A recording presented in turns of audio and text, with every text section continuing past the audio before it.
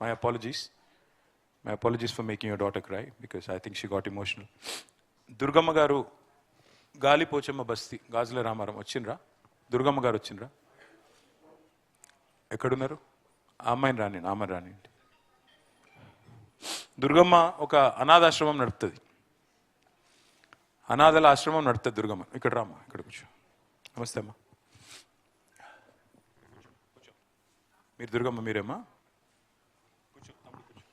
ఒకసారి చెప్పండి, మీకు ఏం జరిగింది చెప్పండి. ఇక్కడ రాబిట్ట, ఇటు రాబిట్టను, ఇటు నా పక్కకు రా. మీరు చెప్పండి దుర్గమ్మ, ఏమైంది, ఎట్ట జరిగింది?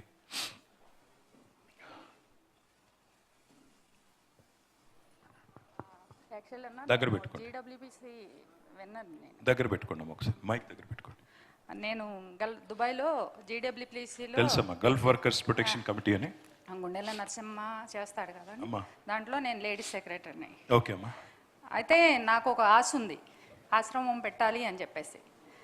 పిల్లల్ని ఇలాగే అక్కడ చూశాను నేను చాలామందిని. అన్ని ఆస్తులు సంపాదించుకుని కూడా చచ్చిపోతే అక్కడి నుంచి బాక్సుల్లో పంపించాలి. అది మేము దగ్గరుండి చేసాం, నా దగ్గర ఫొటోస్ అన్నీ కూడా ఉన్నాయి. చేసాం. ఆ ఆశతోటి నాకు ఒకగానో కొడుకు, నేను ఒక ఆశ్రమం పెట్టాలి, పిల్లల్ని పెంచాలి అని చెప్పేసి నేను అప్పుడే కాంగ్రెస్ గవర్నమెంట్లోనే నేను ల్యాండ్ తీసుకున్నానండి. ఏ సంవత్సరంలో అమ్మా? 2013లో. 13లో.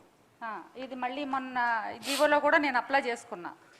ఇవన్నీ ఉన్నాయి నా దగ్గర, పేపర్స్ అన్నీ కూడా. అది నేను తీసుకున్నది కూడా పట్టా ల్యాండ్ అండి. ఓకే అమ్మా. ఇప్పుడు స్టే ఆర్డర్ కూడా వచ్చింది.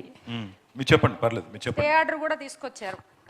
ఆ దాంట్లో తీసుకున్న దాన్ని పిల్లలు ఇప్పుడు నా దగ్గర 7 మెంబర్స్ ఉన్నారు. ఇలాంటి బాబు ఇంకో కొంచెం బాగా ఇదైన పిల్లలు కూడా 7 మెంబర్స్ ఉన్నారు.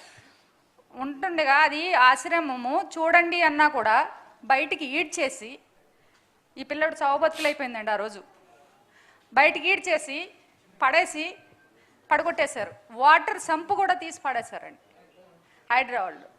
ఇంక అసలు మమ్మల్ని నుంచొని ఇవ్వకుండా చేసి ఇవాళ రోజుని ఆ రోజుని బాబుకి సీరియస్ అయిన మళ్ళీ ఒక రూమ్ ఉంచారు. పక్కనున్న ఆశ్రమం రూమ్ లాంటిది అది పడగొట్టేశారు, చుట్టూరు కాంపౌండ్ పడగొట్టేశారు. ఇంకా అసలు ఏదీ లేకుండా చేశారు సార్. ఆ పట్టా భూముల్లో ఉన్న ఇళ్ళు కూడా చిన్న చిన్న పిల్లలు, వాళ్ళని కూడా బయటికి లాగేసి ఆ ఫ్యామిలీని కూడా వచ్చారు కూడా ఫ్యామిలీలు కూడా పిల్లల్ని తీసుకుని మరీ ఘోరంగా చేసి, మరీ దుర్మార్గంగా చేసిన ఈ ప్రభుత్వం, ఈ హైడ్రా మనుషులు మరీ వరస్ట్గా మాట్లాడుతున్నారండి. మాట్లాడే విషయంలో కూడా మరీ వరస్ట్. ఇప్పుడున్నారు, నిన్న కూడా వచ్చి నీదేదో ఉంచాము, నువ్వు నోరు మూసుకుని ఉంటావో ఉండు, లేదంటే తీసి పడేస్తాం. దేన్ని తీస్తారు? ఇగో నా దగ్గర ఆల్రెడీ స్టే ఆర్డర్ కూడా తెచ్చుకున్నాను నేను. కోర్టు నుంచి స్టే ఆర్డర్ ఇదిగోండి తీసుకొచ్చా. మీకు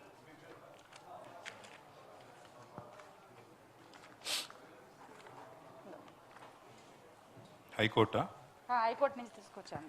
హైకోర్టు స్టే ఆర్డర్ ఉన్నా కొట్టేశారు. స్టే ఆర్డర్ కూడా ఉన్నా కూడా తీసేశారు. అది ఇప్పుడు మధుసూదన్ గారిది కూడా స్టే ఆర్డర్ ఉంటే కూడా కొట్టారు, మీది కూడా స్టే ఆర్డర్ కూడా ఉంది. దానికి స్టే ఆర్డర్ ఉంది ఆల్రెడీ. మాకు అమ్మిన వాళ్ళకి కూడా స్టే ఆర్డర్ వచ్చింది.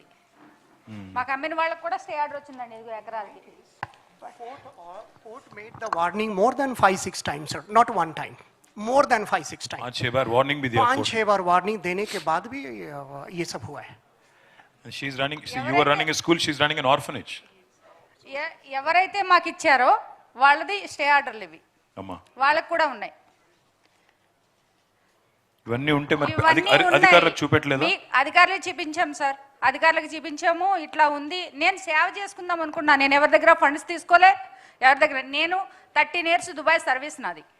ఆ సర్వీస్లో సంపాదించుకున్న డబ్బులతో నేను కష్టపడి నేను ఆర్గనైజేషన్ నడుపుతున్నాను. నాకున్నది ఒకే ఒక కొడుకు, మిగతా పిల్లలకి సేవ చేయాలి. ఆల్రెడీ నా బాబు